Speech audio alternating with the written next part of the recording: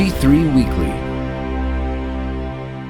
Welcome to G3 Weekly, a summary of this week's top news stories on Christianity and the public square, written by Ben Zeisloft. I'm Laramie Minga. This week, the Supreme Court ruled in favor of a Christian postal worker who was pressured out of his position for observing the Sabbath. Consumers are increasingly annoyed with firms that uphold homosexuality, transgenderism, and related causes. Meanwhile, Stephen Furtick's Elevation Church left the Southern Baptist Convention after controversy over female pastors. Supreme Court rules in favor of Sabbatarian postal worker. Remember the Sabbath day, to keep it holy. Exodus 28. The Supreme Court unanimously ruled on behalf of Gerald Groff, a former Postal Service employee who was pressured out of his job for seeking to avoid working on Sundays. Groff, an evangelical Christian and former missionary, was faced with discipline from his superiors at the Postal Service because of his desire to schedule shifts on days apart from Sunday, ultimately leading to his resignation.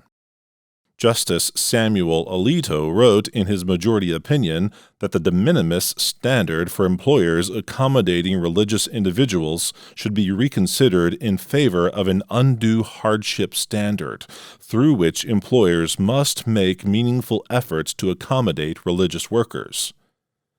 Personally, I would like God to be glorified through this. It's the only thing I care about, Groff previously said in an interview with First Liberty Institute. It's all about what God wants to accomplish through this. Legally, I would love to see a precedent set that people don't get treated the way I did, that their faith is respected, that if they have the conviction like I did to not work on the Lord's Day, that would be honored. The favorable opinion from the Supreme Court came as members also ruled against race-based affirmative action in college admissions and in favor of a Christian website designer who was asked to work on a project involving a same-sex marriage. Consumers tire of woke activist companies. Better is a little with righteousness than great revenues with injustice. Proverbs 16:8. American consumers are increasingly opposed to corporate support of Pride Month, according to a recent survey from the Trafalgar Group. Participants in the survey were asked whether businesses should continue to promote political themes in light of recent controversy surrounding Pride Month campaigns at Bud Light and Target. Nearly 62% asserted that businesses should be neutral on the issue, while only 24% said that businesses should continue to promote the themes.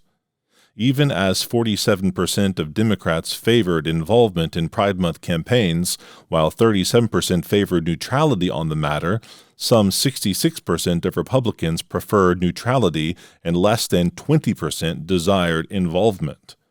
Nearly 70% of Republicans said they have boycotted companies for taking progressive or woke public stances, while more than 45% of Democrats said they have done the same in response to companies for taking conservative or MAGA public stances.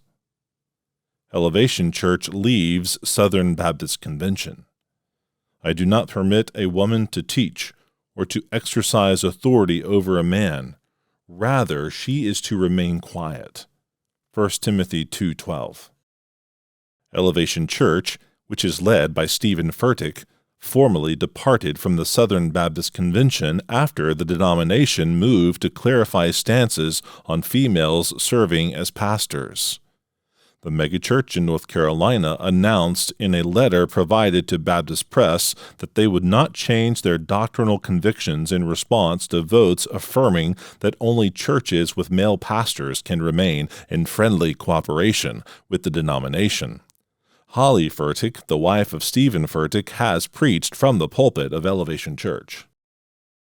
This letter is to inform you that Elevation Church is withdrawing its affiliation with the Southern Baptist Convention effective immediately, the congregation said. Please know that our withdrawal from affiliation in no way means that we will withdraw from praying for you and your ministries and mission work in the future. We are all on the same side. Attendees of the annual meeting last month noted that denominations which allow females in the pastorate, a practice explicitly forbidden in the Scriptures, have historically drifted into apostasy and eroded their profession of the inerrancy of the Bible. You can read this edition of G3 Weekly at g3min.org.